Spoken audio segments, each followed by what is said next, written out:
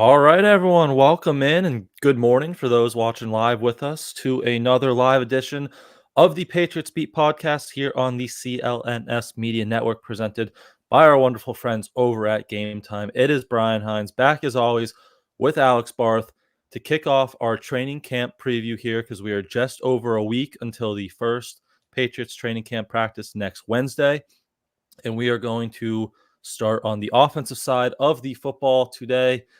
Tons of questions, tons of storylines on the offensive side of the ball. It's kind of where most people's attention is going to be when you have the number 3 overall pick playing quarterback. You have a new offensive coordinator. So we are going to kick off our training camp preview with that offensive side of the ball. And just kind of start big picture here. We'll get into position by position, some positional battles to watch throughout camp, some underrated guys to watch. But big picture, it is Alex Van Pelt's show. What's this, fourth offensive coordinator in 4 years for the Patriots? Obviously, Correct. New head coach with Maye, but Alex Van Pelt is running this offense. So, we saw a little bit of it, what this offense might look like in the spring. We can obviously go back to his time in Cleveland and look at this offense. But what are you kind of just expecting from a big picture standpoint here with Alex Van Pelt and this his own real version of his offense for the first time? Because he had Kevin Stefanski in Cleveland, but it's his show. So what are you kind of expecting, maybe schematically wise and those type of things from Van Pelt now that this is his thing? He's got his hands all over it. So to me, there's kind of a double-edged sword here. First, I think because I hear two things we talk about, because he's going to run that zone West Coast thing that they tried installing a couple years ago under Matt Patricia. And I hear people say, oh, that was such a disaster. Why are they going back to that? You have a guy who's coached it his whole life installing it rather than a guy who's never coached on that side of the ball. So that's the glass half full. Like, it is going to bare bones resemble what that offense was, but I expect it to be much more put together. The other thing you hear a lot is, do they have the personnel for this? They've been a gap run team for a long time. Part of the reason they failed in 22 is they didn't have the right personnel for that offensive system, which is a fair critique. The thing there is, anytime you change systems, and the Patriots aren't the first team to ever change offensive systems, anytime you change systems, it takes a year or two to acquire the right personnel to run it. Like, you got to kind of put the pieces together as you go. Now, I think, and you could say, well, isn't that what happened to 22? There were other issues in 22 that went beyond the type of players they were using. Also, the reality is, whatever you think of Mac Jones, he was not a fit for that system. He was never a fit, really, for that's the way they were running it. He's a fit for the way they run it in San Francisco. He wasn't a fit for the way Patricia wanted to run it. And Drake Maye projects to be a better fit for the way Alex, not just as a good player, but the way Alex Van Pelt wants to run his offense. So it is going to, I think there are going to be times this year where you're going to be watching it and pull your hair out and say, why are they doing this? But it's not, Patricia's like, you're trying to build on what was a successful season the year before. You already had something that worked. This is starting from the ground up. I think you're going to see, and we've talked a lot about this, they couldn't make all of the additions they needed to make in one off season. And you're going to see the holes at times that, we're going to be talking about the draft a lot during this year, just like we did last year. We're just not going to be doing quarterbacks. So I think it should go better because there's a much better foundation in place to run this than there was in 2022. But I don't think it's going to be like a perfectly smooth transition in year one. It just, there's going to be some bumps because there just wasn't a ton of talent on this offense at key positions. And forget getting scheme fits. You just got to get the players out there. Yeah. Yeah. I mean, you hope improved quarterback play. It should look better. And Drake Maye is a, good fit. He's athletic enough where you can hit those bootlegs. You can move the pocket with him. He can scramble when you need it. And then he has the arm to kind of access all the fields. Van Pelt, a lot of it's play action, attack vertically down the field. Drake Maye has the arm and the aggressiveness to do that, really. So you hope that makes it look better. But the run game will be interesting because it's that zone, the wide zone that we've heard so much about. And that's something I'd imagine we'll see a lot of it in the summer just because you have to rep it. Like Ramondre Stevenson told us before the spring practices, like that's something you just have to rep a lot and a lot and a lot because it's so much like continuity for the offensive line. They have to be on the same page, getting out on those zone blocks. But I also wouldn't be surprised if maybe we get into the regular season and it's a little bit more of that old downhill stuff that we've been accustomed to the last 20 years here in New England, because Right. that personnel still, like, they have a lot of those big maulers, right? Like City So, Mike Onwenu, David Andrews, even like those are more of those downhill run guys. And Cleveland last year, like they had a lot of injuries up front, and they even adjusted kind of down the stretch to kind of go away from that zone and a little more downhill. So I still think they're going to major in that kind of zone run game. And again, we'll see a lot of that probably on the practice fields because this is your time. This is when you have to rep it. But, going back to that personnel up front, like I wouldn't be surprised still if we get into the regular season and the splits are maybe a little closer than we expect with more of that like downhill kind of power run game as well there. Right. Yeah. Yep. All right. Should we get into some positional breakdowns here, or any other big kind of overarching takes before we get into that? I think we probably get into the positions. All right. So we're going to start with the tight end position. Hunter Henry obviously leading the way there, the reliable veteran back under contract. They added Austin Hooper in free agency. They drafted Jaheim Bell, and they added a few other kind of depth guys, Mitchell Wilcox in free agency, Jacob Warren, a UDFA. LaMichael Petway was here at the end of last year. So you assume it's Hunter Henry at the top. Austin Hooper and Jaheim Bell are probably the leading candidates behind him. You'd imagine sitting here today, those would be the three on the 53-man roster. But as we saw kind of throughout the spring, like Mitchell Wilcox is pretty involved. LaMichael Petway was pretty involved, had a few impressive catches too. So how do you think one of those depth guys could maybe push a Jaheim Bell or an Austin Hooper as we get into camp here? Or are you kind of rolling with the Henry Hooper Bell combo up top? I think Bell's his own thing. I Yeah. think Jaheim Bell is like, we've talked about this. He's going to play in a niche role, right? And this is where we didn't see this ton in the spring because they're doing very basic install. They're not going to put any of that gadget stuff in the spring, at least not in front of us. They're going to now start to do that in camp. And basically, I think what Jaheim Bell has to do, regardless of the other tight ends, is prove he is worth keeping on the roster for some of that gadgety stuff and probably special teams. And I think it's him. He's on one of those bubble roster spots. Brian, you've heard me talk about the at-large roster spots, right? Where it can be won by a player of any position. You're not talking about positional minimums. The tight end I'm looking at to make a maybe surprise charge is Mitchell Wilcox, the free agent signing from the Bengals. Big dude, mainly a blocking tight end, but they don't really have that. Yeah. Henry and Hooper aren't blockers. And if they want that guy on their roster, Jacob Warren from Tennessee could fit the bill too, the UDFA, but I think Wilcox is the best option. It's just, it's hard to win as a blocking tight end in camp because you're not doing a ton of contact. But the thing with the new practice squad rules and the elevations and things like that is these position battles, this will be a theme today, these position battles can extend beyond camp and into the fall. And I wonder if Wilcox is a guy that becomes a fringe roster player. Like he came on my radar because of how involved he was in the spring. He's clearly a guy I think they're going to give a chance. So we'll see how involved he is.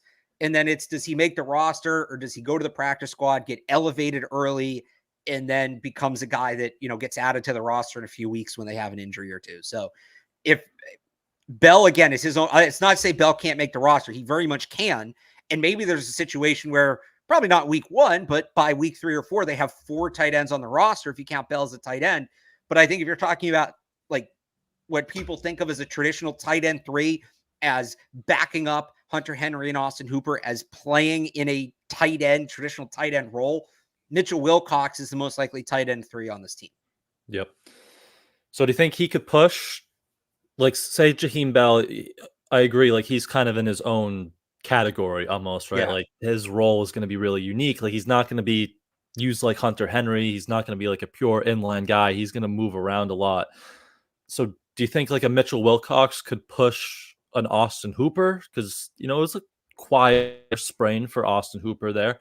But, he's familiar with the offense. He's played under Alex Van Pelt in Cleveland. So do you think Wilcox could push him, or we're looking at maybe the 4 tight ends, or they're comfortable maybe Wilcox get to the practice squad and they elevate him there. Yeah, probably more the second. Like, it wouldn't be the strangest thing in the world, but like you said, Hooper's a Van Pelt guy. He is good at what he does in catching the ball. It's they do different things. Yeah, It's more complementary than supplementary. Where, all right, we can have Wilcox for when we want a tight end to block, but if you lose Hunter Henry and you don't have Austin Hooper, now the tight end, now you're back in like 2020 levels where the tight end is just really not going to be a part of your offense. So unless somebody like Jacob Warren or LaMichael Petway emerges as like a real receiving threat, which I don't think is going to happen, I think Hooper's probably safe. It's just, it's more Wilcox against like Juju Smith-Schuster, Tyquan Thornton, Jalen Reagor, Isaiah Bolden, Marco Wilson, some of those offensive linemen, Antonio Maffei. Maybe if they, are they going to keep a 4th running back, Terrell Jennings, JaMychal Hasty, Kevin Harris? Like, that is more the competition we're talking about where, okay, you have your positional minimums across the board. You're keeping this guy, not because you need this many tight ends, but he gives you something that the guys you have ahead of him on the depth chart don't. Is that worth more than, and I think he'd make it over Reagor. There's going to be like, this isn't just one spot. It's 7 or 8 of these spots. But the way you look at it is like, he gives us a blocking tight end element. We don't really have that anywhere else. Versus Jalen Reagor gives us a kick return element that is better than anybody else on the roster. Versus, do you want to keep Isaiah Bolden, who has some inside-outside versatility at the corner position that maybe you don't have from some of the other guys outside of Jonathan Jones, who's going to be a starter? Like, I'm talking about depth, right? So that's what I think you're looking at when it comes to Mitchell Wilcox. Yeah. Not like internal competition at the position for a roster spot. They'll be for playing time, but that might expand to other parts of the roster as you get into like those last guys on the 51, the 52, the 53rd man on the roster. That's where he kind of projects there. But last tight end question, just what are your expectations for Hunter Henry this year? Like, leader of that group, should be a pretty valuable piece to a guy like Drake Maye or even Jacoby Brissett. Like, are you just kind of expecting Mr. Consistent Hunter Henry as we've seen, or he's almost 30? Do you think there'll be a little bit of a drop off there?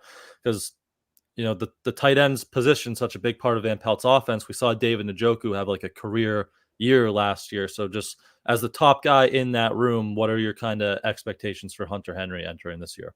I think he'll bounce back. I don't know that he'll quite put up David Njoku numbers. Njoku just has a level of athleticism that allows him to do some things I don't think Henry's going to do. Henry's a bit, crisper route runner, but his 3 years in New England, his receiving totals have gone down every year. He did bounce back last year in touchdowns. I actually think his touchdowns might go down because they're going to run the ball in the red zone. But, he had 603. His first year here, he had 50 catches for 603 yards and 9 touchdowns.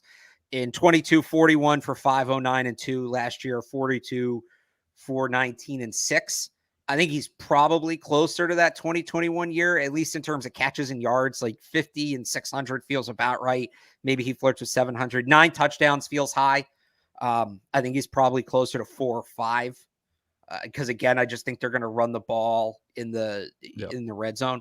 But I think he has, I don't know. It's probably, I don't want to call it a bounce back year. That might be a little strong, but like a softer version of a bounce back year.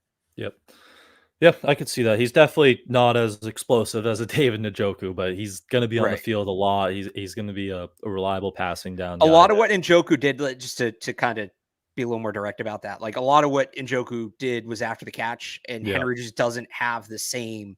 That's where you're looking for a guy like Jaheim Bell to maybe make an impact. Exactly. Can he take over some of those responsibilities that came after the catch? Because Henry will get himself open, and he's got reliable hands. He's a good route runner. He's not going to be as elusive with the ball in his hands as a guy like David Njoku is. Yep.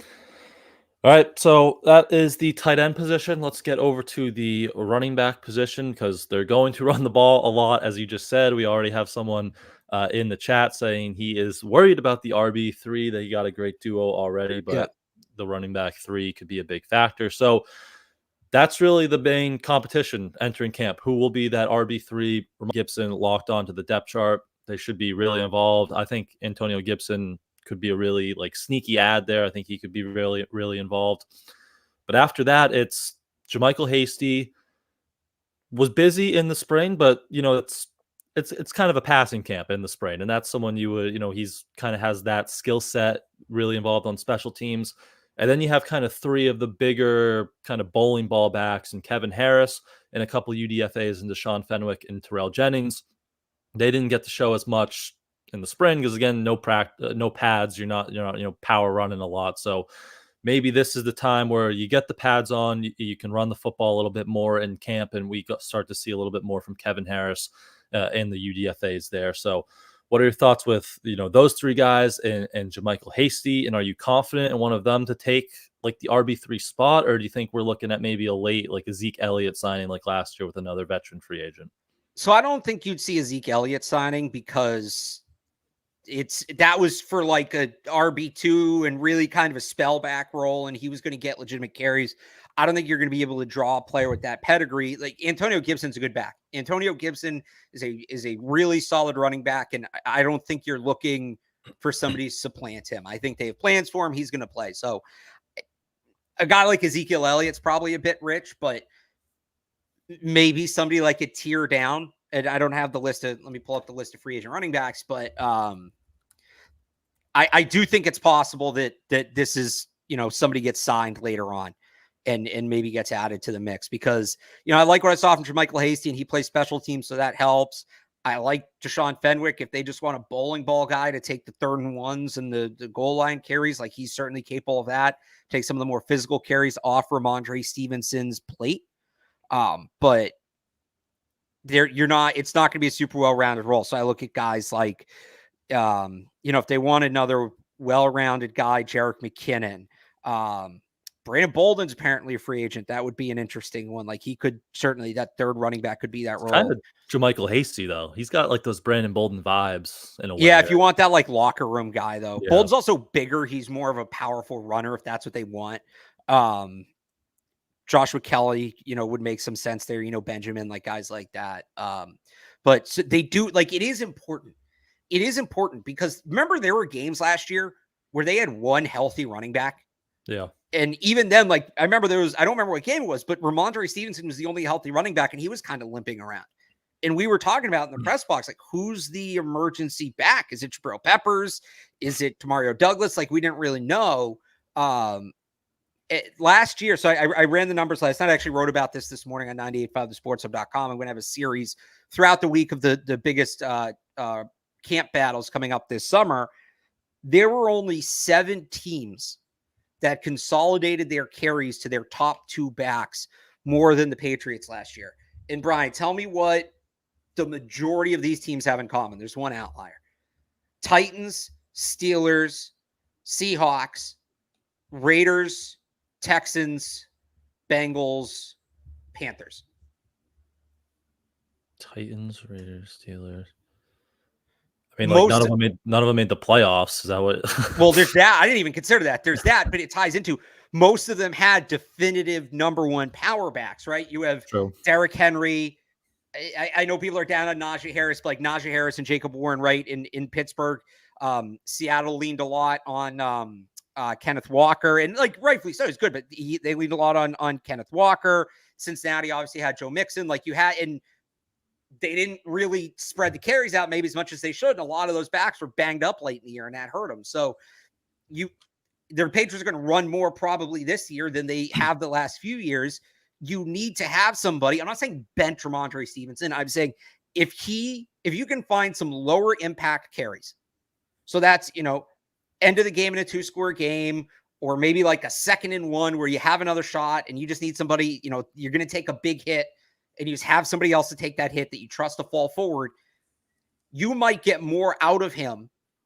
If he's carrying the ball, call it 20 times a game instead of 25, you may get more out of those 20 carries than the 25 by the end of the year because he's going to be fresher, but you need other options, and it's an injury-prone position. So Antonio Gibson will do most of that, but you want to keep him fresh too. And what happens, because you're not going to get 17 games from Stevenson and Gibson. That would be so unlikely, horseshoe up the ass kind of thing that neither of your running backs get hurt. Who else is going to be in there to help carry the workload? You don't need an all-pro, right? You don't need Zeke. You just need someone you can trust. And I think what we're going to find out in this camp is, do they at least think they can trust any of JaMychal Hasty, Kevin Harris, Terrell Jennings, Deshaun Fenwick, or do they have to go outside the organization to find somebody else for that role? Yep. Yeah, that RB3 is the main competition there. And it could, again, be an external addition. But talking about those splits, how do you envision this backfield shaking up? Because I've seen a lot, like, since they signed Antonio Gibson, like, oh, he's their new third down back, right? Like, he has the receiver background. But I think it's going to be, like, he'll be more involved in that. And we've talked a lot the last, year plus, like, rotate drives, like, have running backs rotate drives. Do you think it's going to be that, or how do you think they'll mix and match these guys? I pulled up Cleveland's snap counts last year, and after Nick Chubb went down, Jerome Ford was their lead guy. He played like 50% of the snaps, and then they had Kareem Hunt, who was right around 30% of the snaps. So that could be your Ramondre Gibson. And then they had Pierre Strong, old friend, who was like 14% of the snaps. So is that like a shakeout that you could see kind of unfolding here? Yeah, that's something in there, like a 50-30-20 kind of thing, maybe 50-40-10. I think it's more about people want to know, like, who's going to be the third down back. I think that dynamic leaves with the old coaching staff. I think they're going to be more, whether they have set counts, whether it's just by fatigue, whether it's Stevenson gets 2 drives for every one of Gibson and they sprinkle in the other guy where they need, whether they're rotating within drives. Like, both Stevenson and Gibson are very well-rounded. They can both run between the tackles. They can both run outside the tackles. They can both catch the football. And the plus side to that, so there's pros and cons to both going situationally, which is what they did in the past, and just rotationally, which is what I think they're going to do now. When you go situationally, you can sort of tailor certain things towards player skill sets, right? James White was able to focus so much on receiving, and it made him a great player. When you go rotationally can actually be a little harder to do because you need a guy that's good at everything. And those guys can be a little harder to find, but there's a level of predictability that goes away with that. Remember the Sony Michel year, or one of the Sony Michel years, where it was like 80% of the time he was on the field, they were running the football, and it became this tell, and they could do it because the offensive line ruled, but they don't have that offensive line now. So you lose that element of, okay, this back's in the game. That gives us a good idea of what they're going to do. There's pros and cons to both, but they're built right now to go rotationally. And I think that makes a lot of sense. If, I honestly don't have a preference. I think you tailor it to your personnel, and the personnel they have right now, I think you're wasting the abilities of of both players. You're wasting abilities of both players if you're going to just pin them into a single role. I want them both doing a lot. Yep. Yeah, I think, you said it best. Like, the way that we've got to learn, like, a traditional third down back, the James Whites of the world, like, that's probably not how they're going to shake this out anymore. It's going to be more rotation. These guys, they can do a lot of things, so they're going to let them do a lot of things. And again, like, Antonio Gibson, I'm really excited for, with his, the speed that he can bring to the backfield, his receiver background, like, maybe even lining up out wide at times, like, not just a traditional running back. I think they can have a good plan for him and can move him around a lot. So those two guys, Gibson or Ramondre, cemented at the top there. We'll kind of see throughout camp how that RB3 spot shakes out. That's the spot to watch in the competition. But let's take a very quick break. We'll hear from our friends over at Game Time, and then we'll jump back with the big 3 positions in wide receiver, offensive line, and quarterback. It's baseball season. That is all we have left until training camp starts. We have the Red Sox, and Game Time is an authorized ticket marketplace of Major League Baseball, which makes getting tickets faster and easier because prices on the Game Time app actually go down the closer it gets to first pitch, with killer last-minute deals, all-in prices, views from your seat, and their lowest price guarantee. Game Time takes the guesswork out of buying all your MLB tickets. They have flash deals to save even more, with exclusive in-app deals on select seats ahead of the game or event, and zone deals to save if you're looking to sit in a specific section. And Game Time has last-minute deals where you can save up to 60% off buying last minute for all your sports. If you want to go around Fenway, there's plenty of bars. places to eat, Cask and Flagon, Bleacher Bar, Lansdowne, anywhere you want to go get a drink, get some food, check Game Time right before first pitch, and maybe get a great last-minute deal on some Red Sox tickets. And you can also get your comedy, theater, or concert tickets. We have a great lineup at Gillette, even some Fenway concerts coming this summer, so you can get your Game Time concert tickets as well. To take the guesswork out of buying all your MLB tickets with Game Time, download the Game Time app today, create an account, and use code CLNS for $20 off your first purchase. Terms apply. Again, create an account and redeem code CLNS for $20 off. Download Game Time today. Last minute tickets, lowest price guaranteed. All right, wide receiver, busy position group, 12 guys on the roster right now, and Ray asked in the chat here, will Alex Van Pelt run 2 tight end sets? Cleveland was close to the top, I want to say top 7 or 8 last year in 3 wide receiver sets. So these receivers, they have a lot of them, and they're going to be on the field a lot. They run a lot of 3 wide receivers, 11 personnel. So Polk, Baker, the 2 rookies locked on. Demario Douglas locked onto the roster. Kendrick Bourne, if healthy, we'll see, everything that Bourne and Gerard Mayo have said seems like he's going to be ready by the start of the regular season. We'll see maybe the start of training camp. And then KJ Osborne, the free agent addition, we'd assume would make the roster, but it's a 1-year deal. So maybe, if a young guy comes out of, a Keyshawn Boutte or someone emerges, they could make a move there. But that's probably your top 5. And then the spot for the 6, if there's a spot for a 6 guy, that's where this competition really kicks off. And it's Keyshawn Boutte, it's Jalen Reagor, it's Tyquan Thornton, it's Juju Smith-Schuster. They have a bunch of guys there. First off, do you just think they'll keep 6 guys? And if they do, I think we're in a kind of agreement that Jalen Reagor has the upper hand because of the special teams value, but could you see someone besides Jalen Reagor grabbing that 6th spot if they do keep a 6 wide receiver? I think you have to look at it as those guys, and you mentioned the 5 that we think are locks, right? Bourne, Douglas, the 2 rookies, and Osborne. You got to look at it as the guys outside of that group are competing as if there is a 5th spot, right? And if there isn't, the competition begins day 1 of camp, and then whether or not that spot open is to be determined, whether it's the 5th spot because of injury or Bourne's not ready, or it's the 6th spot. I think that's what you're looking at. We get it, Brian. You're wearing a Bruins shirt. And I'm with you. I think Reagor is the inside track because Bourne's going to play if he's healthy. He's your best receiver, best established receiver. The rookies could be better, but he's your best established receiver. Douglas is going to play. He's your best playmaker. I think the rookies are going to play. Gerard Mayo and Elliott Wolf have talked about playing the kids. So you figure those guys are going to play. So odds are, even if it is Juju, who's an established NFL veteran, there's not a ton of playing time for this. And then Osborne, if he makes team, will play, right? So for this 5th or 6th role, there's not a ton of playing time on offense. You're a backup.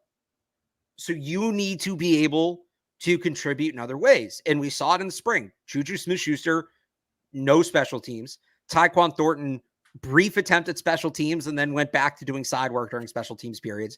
Jalen Reagor, great kick returner and also has some experience at gunner. I don't know that he's going to win that job, but could he be a backup gunner? You got to use him in a pinch. Yeah, I think he could do that. I feel better about him doing it than Juju or Tyquan, right? So I think he has the inside track there. The question is just whether or not that spot exists. The other thing about Juju, and maybe this applies to Tyquan too, you can maybe get them on the practice squad. And between those two, Juju's not going to be on the practice squad. If he's not on the roster, he's not here. I'd be surprised if he takes a practice squad role. I'd be surprised if he gets to the practice squad. But Thornton and Reagor, there is an ongoing competition. I think even if there isn't that 6th spot, 5th spot, whatever, to get to the practice squad, and then who's the first one that gets the call, either as an elevation or as a roster signing from the practice squad. No Keyshawn Boutte hope there? It's weird because we don't know what his situation is, right? Yeah. We don't, is he going to face discipline from the league? Things like that. And then he just hasn't been, he's had flashes, but he hasn't been consistent. He could absolutely make the practice squad. I could see that. I just think if he's making the roster, there's bigger issues about the guys in front of him, if that makes sense. It's the consistency, because we know we've talked about the high end talent since like he got drafted. You saw it at LSU, and the last mini camp practice, he's scoring 3 touchdowns, looks great with Drake Maye, but you just don't see it consistently enough. So honestly, like the best thing for him might be if he gets a 2-game suspension for the ongoing gambling, investigation, and then they have to kind of keep him around for 2 weeks, right? And he's on the roster, and Right. then maybe someone gets hurt or something. So we'll see with that. But yeah, like if it's going to be if they're going to keep 6 wide receivers, you need like the special teams value is so apparent there, because even if it's a guy like Juju, like the skill set is so similar to Kendrick Bourne and Jalen Polk and even a little bit of Pop Douglas, like just like that role. So you'd imagine that guy, they'd want him to play special teams, and it's really only Jalen Rager. He's the only one. Again, they tried Tyquan Thornton, probably not going to work. Like as a gunner, like can he tackle? Can he hold up that way? And then Juju just wasn't doing any special teams work at all. Like that image of him working with Tyler Hughes while 11 other wide receivers are working special teams still kind of stands out. So you'd imagine it's Rager. You saw the kick return ability last year, and now kick return is going to be so important with the new rules. You'd imagine he has the upper hand there. But that big 5, assuming Kendrick Bourne's healthy, like if there 3 wide receivers are on the field, is it Bourne, Pop, and then one of the rookies? Is that like your top 3 going into the season? Yeah, you're rotating the rookies and Pop Douglas and kind of mixing and matching that. But I think your top 3 are. It depends how they want to do it. Like if you want a true X, then it's Baker with Polk rotating with Bourne at the Z, and then Pop Douglas in the slot. Now, sometimes the Van Pelt offense, like there is an X by definition, but it's more of a second Z type.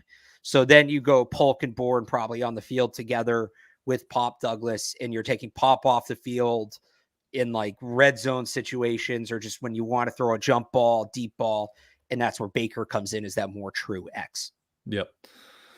Yeah. So I don't know. What are your expectations, beyond playing time for the rookies? Would you say? Like, I think Polk's going to be really involved from the start, just because he's probably one of their better run blockers at the position. And that's, big for a team that's going to want to run the ball. So like, I think he's going to be on the field a ton. We'll see with Baker. Maybe that's more, as you just said, like kind of a situational type of thing to at least start the year. Maybe he has he earns more playing time going down the line. But just what are your expectations for those 2 guys, kind of for the summer and then even early in the season there? I mean, for the summer, you just want to see them show they belong. It's going to be tough for them because the Patriots have a ton of good corners and they're going to be facing really good competition. That should help.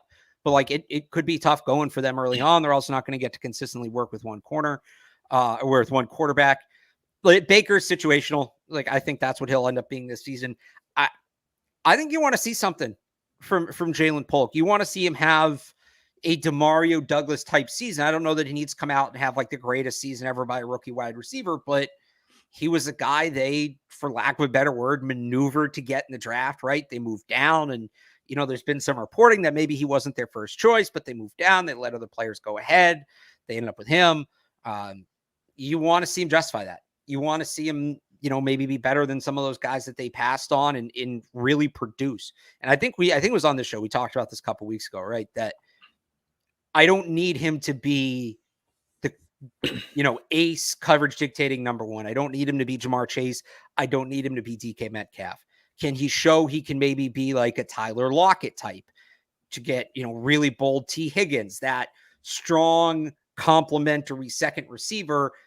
I think that's like a realistic high-end hope for him is that, all right, we have him.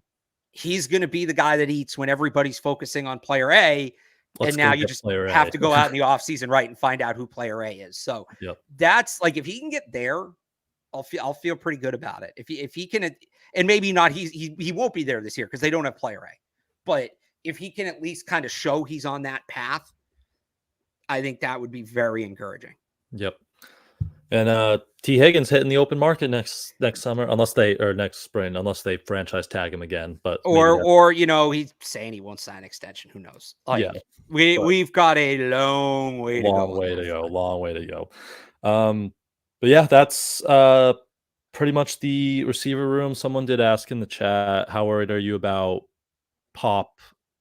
I guess Pop specifically, staying healthy. Like, that's the big thing with him. I'd say, like, he was their best receiver in the spring, but now, 2-3 concussions last year, like, that's a fair thing to be concerned about. Is that something you're worried about there with Pop entering year 2 here?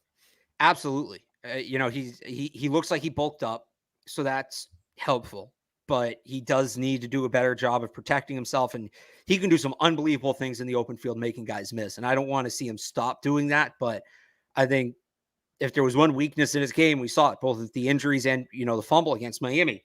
He's got to learn when to kind of give up on a play and live for the next play. I think if he can get a better concept of that, which is not uncommon for a young player, if he can get a better concept of that and do a better job protecting himself in the open field, he should be in good shape. But he is somebody you look at and kind of say, all right, how many games are they going to get from him? The games he plays should be high impact, but how many games are they going to get out of him?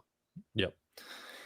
All right, that's the wide receiver position. Again, big competition with 3-4 guys for that 6 spot, and then the top 5 with Osborne, Bourne, Pop, the 2 rookies. Those guys seem locked into a roster spot there, bearing health for Kendrick Bourne, but we'll kind of see how the depth guys and the practice squad guys shake out there throughout the summer. So let's talk some offensive line. The big question mark remains at left tackle.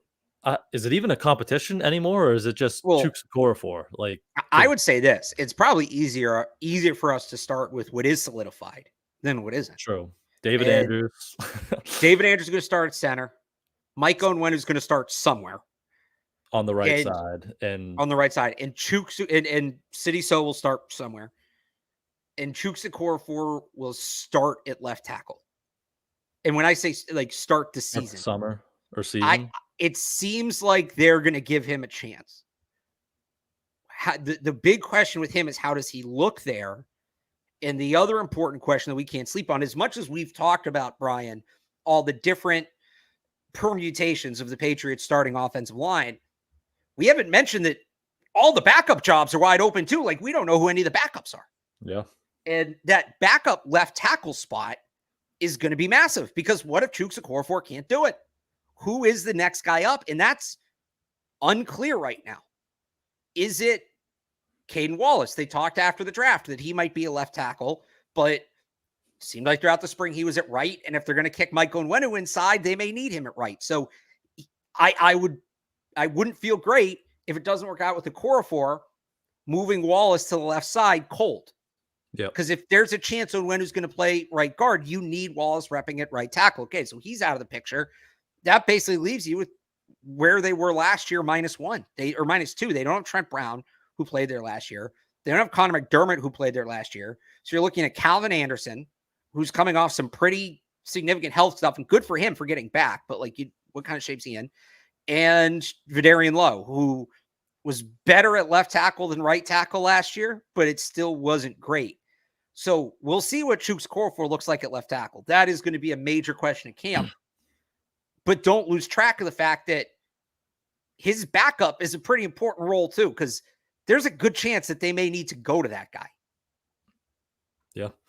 So who would be your front runner there right now? Like, I would say Calvin Anderson. I think probably Anderson. I liked what I saw from him last year. I wish they played him at left more last year in the summer before obviously he got sick, but probably Anderson. Yeah. I'd say he's shown the most elsewhere. Like he actually got some good run in Denver before he signed here, and he had some impressive moments. And if you want to talk about this zone type of run game, you need some athletic tackles. Like, that's his play style, right? Like, he's an athletic guy. He could get out there. So maybe, that helps him kind of take that third tackle spot. But I said, like, at the top, like, I don't know if Okorafor is even a roster battle now, because right, they moved Caden Wallace, it looks, to the right side, and then it's all these guys that were here last year, and it wasn't great. Now, obviously, the situation wasn't good for Calvin Anderson working through all those health issues. So if he seems like good, he seems healthy, so maybe he could make a push. But it looks like Chukwuekorfor, he's definitely going to start there in the summer, and if he can hold up or not, that's going to be such a big question mark at the left tackle spot. But yeah, it's City So will be you'd imagine left guard based off what we saw in the spring, then David Andrews, and then going to the right side. We heard in the offseason they paid Mike Onwenu to play right tackle, and then we get out on the spring practice fields, and 2 or 3 sessions in, they're moving him to right guard. They're trying to find this best 5. So kind of sets up like a roster battle of, like a Nick Leverett versus Caden Wallace. Who do they feel better? Like, would you rather have Caden Wallace at right tackle and Michael Onwenu at right guard, or a Nick Leverett at right guard and a Michael Onwenu at right tackle? So what's your kind of ideal situation for the right side, and specifically, where do you see Mike Onwenu kind of starting the season? I mean, I think they're at their best if Onwenu can play tackle, because then it frees you up to get Caden Wallace work on the left side and protect you there. But yeah, it's tough because I don't know that you feel great about any of these guards going in. I've said this. I think it's something that's going to continue into the regular season. I don't think we're going to get the answers on this come camp, but come the end of camp. But if you have to put Michael Onwenu inside, I think you got to play Caden Wallace at right tackle. Because again, I don't, after him, I don't love the options there. It's probably Anderson again, Tyrone Wheatley, and I think that's it. So they're just very thin all over a tackle. So if you can keep Michael Onwenu at tackle, it just adds depth at a very important position where you have none. Yeah, I think their best 5 on paper, we'll see if it translates, is probably Big Mike at right guard and then Caden Wallace at right tackle. It's just probably your 5 most talented guys, and then they're all playing their natural position or mostly playing their natural position. Chuk is still a flip. So we'll see how that shakes out. Like, and that's City So's kind of a flip. Like, he played left in yeah. college, but he hasn't played it in the NFL. It's that one's tough because it probably is their best 5, but it also really leaves them with very little depth. Yeah. Very little depth. So you want to have the best 5 blocking. That's not to say, well, we need to make sure we have backup. So we'll make our offensive line worse. But they really did not. They put themselves in a tough spot with the offensive line with the way the offseason went. So do you think someone like Layden Robinson, who they picked 4th round, fringe top 100 pick, could he make a push here? And then maybe you're feeling more comfortable. Okay, if he's right guard, we can play Michael Onwenu at right tackle, and now we have Caden Wallace to maybe push Chukwuekorfor. He's got to actually rep at left tackle for that to happen. But could Layden Robinson factor in, even not as a starter, but maybe a good depth piece to make you feel a little bit more confident about maybe your interior there and freeing up Mike Onwenu, his versatility? You hope so. I mean, like you said, basically top 100 pick. You take a guard in that spot, you want him to start year 1, maybe not week 1, but year 1, and you want to see he's trending towards that. So if you can have Layden Robinson and City So as your starting guards, that makes things a lot easier. Oh, I think you muted, Brian.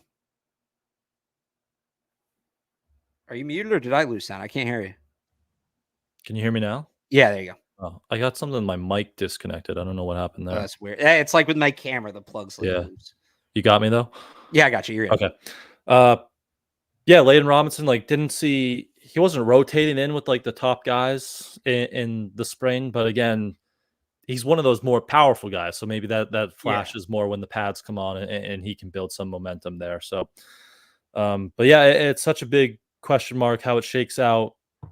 Like you said, not only the top unit, but the backups too. So any other, like those depth guys, we saw Antonio Mafi getting some work at center along with guard. He's probably in the camp where like you got to do everything just to make a push for this team. Didn't see a lot of Jake Andrews. Seemed like he was dealing with like a lower leg injury or something throughout the spring. Nick Leverett, they signed in free agency. He was working pretty with the top unit at times at guard and rotating in back at center. So any of those other depth guys you're kind of watching? I saw some people in the chat talk about Liam Fornadell, the UFL guy they signed late. in this offseason. So any of those other depth guys you're watching that maybe could string some practices together and make you feel a little bit more confident about those depth guys? Well, I've seen a lot of people talk about Fornadell as like some savior. I mean, he's not a bad player, but he'll compete for a guard spot. I don't think he's playing tackle in the NFL. His arms aren't long enough. We'll see, I guess, what he brings. Again, I think he's in the mix at guard, but they just drafted so many guards the last couple years. Layden Robinson, Antonio Mafi, City So, Jake Andrews is interior, that if it goes to a guy they got to pull from the UFL, that's really concerning. And I mean, I guess along the same lines, like Michael Jordan got some run this spring, and he's got 29 games of NFL starting experience under his belt. It's a really, really young group. Really young group, if you think about it, right? Because let me pull up the full group so I make sure I don't miss anybody, but they don't have a ton of NFL experience among their guard options outside of, the clear-cut starters, because Jake Andrews, second NFL season, Fornadell's essentially a rookie. Michael Jordan, Nick Leverett have started games. Mafi's in his second year. Layden Robinson's a rookie. City So's in his second year. Charles Turner's a rookie. And even Cole Strange is going into his third year, but he's missed a ton of time due to injury. Yep. So I think Michael Jordan, how many starts does Nick Leverett have? I don't have that number off the top of my head. Nick Leverett has 16 starts. Michael Jordan's their most experienced guard, unless you count Michael Onwenu. But whatever he is, like Michael Jordan is a top 2 most experienced guard. If they feel they need a veteran in the room, don't sleep on him pushing for maybe a depth spot. All right. Last O-line question I got for you. Do we see Cole Strange at all this season? Yeah, because they got to see where he's at. You don't want him coming into camp next year, cold contract year, all of that. So I think he'll play at some point. I've seen people say, is this the last we've seen of Cole Strange in Patriots uniform? I think we'll see him again.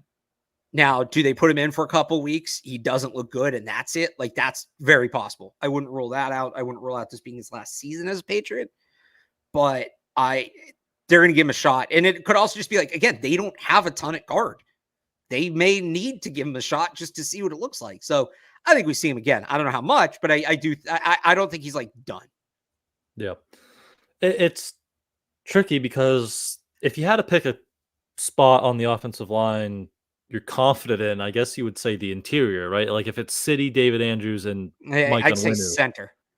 like just centered. Like David Andrews, Right. we're confident in. But if you could see one spot, I guess, performing well in the regular season, like if it's Michael Onwenu at right guard, you're more confident in the interior than the tackles. So, if those 3 guys are playing well, like how does Cole Strange factor in there? Like, are they going to take one of those guys off the field? But maybe it's moving Michael Onwenu back outside. Like we're probably going to have that conversation at some point. If the tackles aren't playing well, then Cole Strange should come in at that spot. So it'll be interesting. He's obviously going to miss a good amount of time here. It sounds like with that, coming off that knee injury. So he could factor into the equation late in the season. They moved.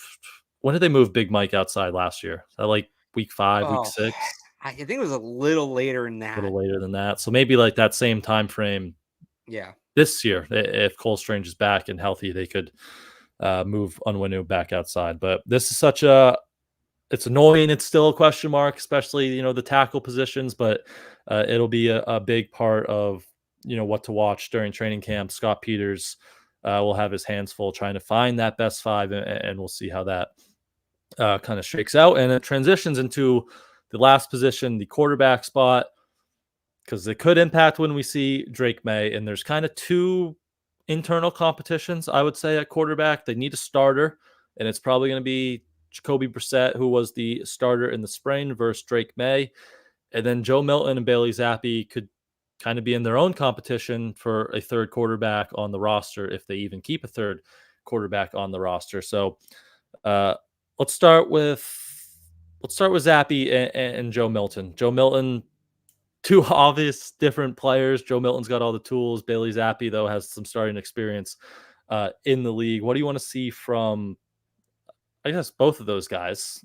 Zappi in a new offense, and just Milton in his first training camp here. What do you want to see from them, and what do they kind of need to do to separate from each other?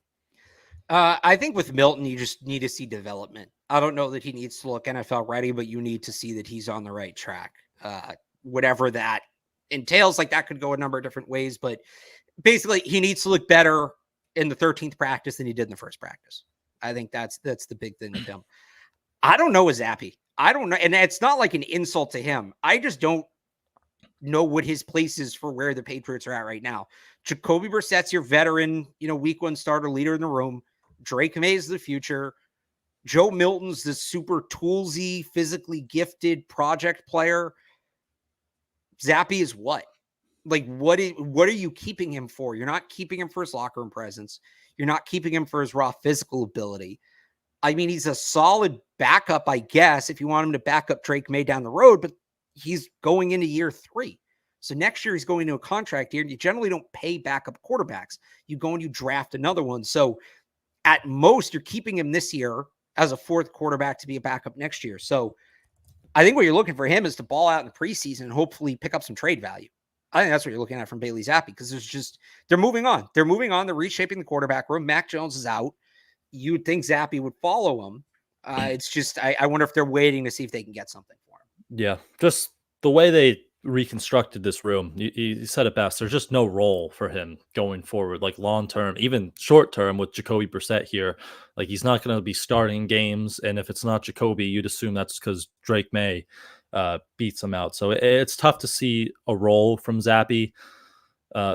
Maybe like early in the spring, you could say, like, if they really weren't confident in playing Drake Maye, like they didn't want to play him at all rookie year, like, okay, Zappe could be your primary backup for Jacoby Brissett, but we haven't got that vibe at all with, Drake Maye's timeline. So it's just tough to see a role there. And Joe Milton, like, yeah, I think you just want to see like baby steps moving forward, and probably like consistency would be the big thing with him going back to his, college career. Like, he can spray some passes. He has the big arm, but he can get away from him a little bit. So if you can see some consistency there, that would be good for him. But do you think they'll keep 3 quarterbacks, or are we talking? I do think they'll keep 3. And I don't know it's a guarantee that one of Zappe or Milton makes the roster or roster / practice squad. They may only have 2 initially and keep a guy on the practice squad for the time being, but I wouldn't be surprised if at some point, during final roster cuts, if they go out and they add a Matt Corral, Will Grier, Nathan Rourke type, even maybe with Joe Milton. Maybe Joe Milton makes the team and they keep that guy on the practice squad, or they add that guy to the team and Joe Milton's on the practice squad. Like, they may end up with 4, but I wouldn't be surprised if it's something like that. What's Trace McSorley doing these days? Is he still around? Well, he was thrown at the combine. It's funny you Yeah. asked me that. I was listening to the song this morning because it's on my college football playlist because I'm getting hyped for the game later. He's free agent. Okay. He's already 28. God, I'm old. We don't need Trace McSorley back here. He'll just hurt another running back. Like, he hurt Ty Montgomery last summer. It wasn't great. I remember getting to the point where I was like, they need a better 4th quarterback, and people were looking at me like I was crazy. I was like, no, because these guys, they can't operate. He can't operate the offense. He just can't baseline operate it. It was bad. Who was the guy 2 years ago? Oh, Garrett Gilbert. What's Garrett Gilbert doing? He's probably right. I'd be up for another stint of Garrett Gilbert. Garrett Gilbert. Just get him back in here. One of the all-time great Texas high school quarterbacks. Very true. Very true. He is unsigned. I'm surprised he's going to get into coaching at some point, I would think. Yeah. I don't think he ever currently unsigned. I don't think he ever signed after. No, he didn't. Year. Yeah. So, yeah, I'd say they keep 3. I'd imagine they keep 3, especially, if 1 or 2 of those guys are rookies, but still tough time seeing where Bailey Zappe falls in that. And we'll kind of monitor Milton as the summer goes on there. But QB1, it was Jacoby Brissett throughout the spring. Alex Van Pelt even said like he'd be starting if we had games, but Drake Maye is right behind him. What do you want to see from the rookie Drake Maye there? Do you think he can even unseat Jacoby Brissett this summer? And what does he have to do in order to do that? I don't know what he'd have to do in order to do that. He has to really, blow people away. I think the big thing for him is closing the gap.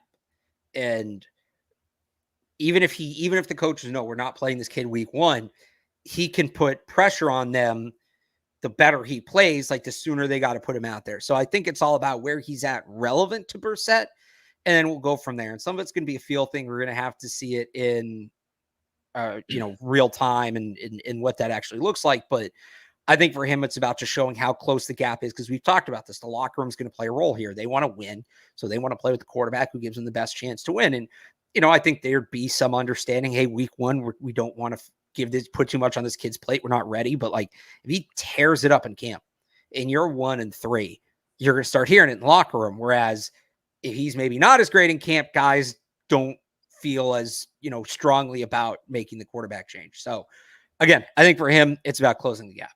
Yeah, because Jacoby Brissett, like, he had a good spring. He's a good veteran.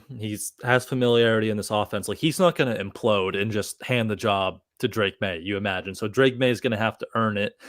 I still think he could. Like, the talent is just off the charts. He had a good spring again. So if he can, keep doing the little things right and prove he's ready, like, I'm still not ruling him out starting right away. But then this is when the offensive line conversation comes in. Like, if they're still trying to figure out the offensive line, do you want to put the 21-year-old rookie behind that? Then maybe you give him a month or 5 weeks. And like the locker room too, I think, you nailed it there. Like, if they're losing games and Drake Maye's tearing it up on practice or in the summer, like, the players are going to want to make that switch. And what does that tell the players if you're not making that switch? That's something, we heard with, Patrick Mahomes, his rookie year, like, he was tearing it up in practice and all the Chiefs players were like, okay, this guy's the real deal. But Alex Smith was still winning 11 games. So Right. they didn't have to do that. But yeah, like, I think Drake Maye, like, if he keeps kind of that trajectory that he was on throughout the spring, like,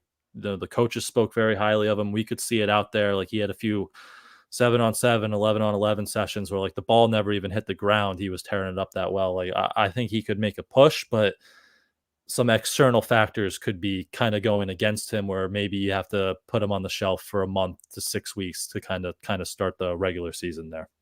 Yeah. Yep. But I don't know. We Jacoby, like, good veteran. Just, do you have any expectations for him if he does start the year or throughout the summer here? I think I just want to see, at least for camp, like how he's working with Drake Maye. Right. And let's see if he's part of the development and all that. We know how important Brian Hoyer was to Mac Jones before his good rookie year and other quarterbacks on other teams too. So I'm just curious the dynamic between him and Maye. I don't think there'll be anything problematic there. I'm just interested to see how it plays out. Yep. Yeah, that'll be something good to monitor there. But anything else? Quarterbacks, Drake Maye, any other things you'll be looking for with that group? I think that's probably it. I'll add this though, since we're not going to do a separate special teams preview. Or I generally break up kickers, offense, punters, defense. Kicker battle. And I'll ask you the question again, Brian, that I've been asking. How do you feel a week out? Is the Patriots week 1 kicker currently on the roster? I'm going no. I don't think it is. I'm still going no. And you know what? He might not be on the roster until final roster cuts.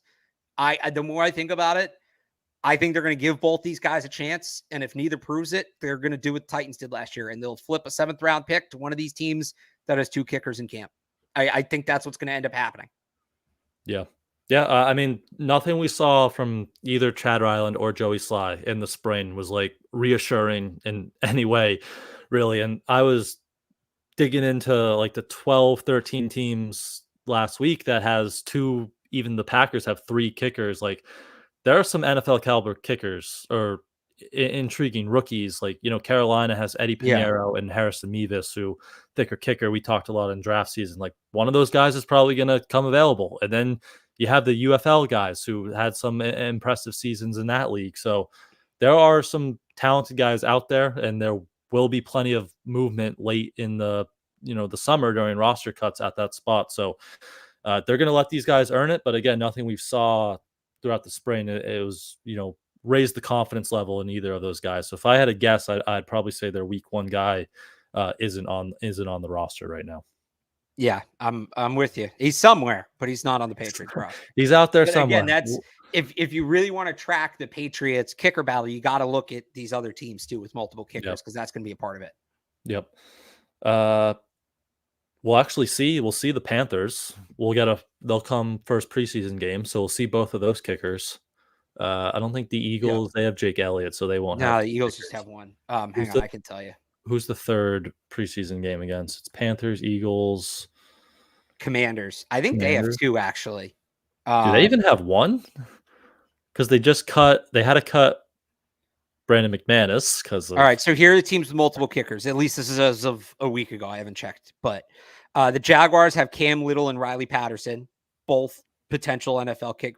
Patterson is an NFL kicker. Little was a 6th-round pick. He was top drafted kicker this year, so something to watch.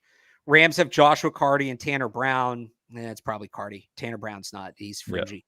Yeah. Vikings, Will Reichert, John Parker Romo. That's Reichert. I don't know about Romo. Titans have Braden Narvison, who was a good college kicker. He was undrafted. He's a good college kicker, and he joins Nick Folk. Maybe get Nick Folk back. Maybe Narvison becomes available. Panthers, we talked about Harrison Mevis and Eddie Pinheiro, and the Lions have Jake Bates, Michael Badgley. If Bates really shows up, Michael Badgley could be an option. And then I don't know if the names listed, but the Browns, Cardinals, Colts, Jets, and Steelers all have multiple kickers as well. All right. The Commanders signed Ramiz Ahmed. Yeah, I don't know who that is, but they have one kicker. So, that Panthers first preseason game, that could be. Make sure you're watching that kickoff or that kicker group. So maybe one of them is a future Patriot. But I believe that will do it. Any last things? Offensive preview? Any things we didn't touch about? Underrated guys? Anything that we missed? I think that's pretty much it. I'll do it. All right. So that is our offensive training camp preview. We will be back Wednesday to do the defense, probably same time in the morning because Barth is on 98.5. What time this week? 2 to 6. 2 to 6 all week. I'm on Felgard, Mass. Yep. So Monday to Thursday. Make sure you tune into that. Plenty of training camp talk, I'm sure. You can also head over to 985thesportshub.com and follow Alex on Twitter at RealAlexBarth. He'll have some training camp written coverage over there as well. And you can head over to patspulpit.com for our training camp previews and follow me on Twitter at I am Brian Hines. So thank you all for joining us this morning, and we will see you guys again for the defensive training camp preview on Wednesday.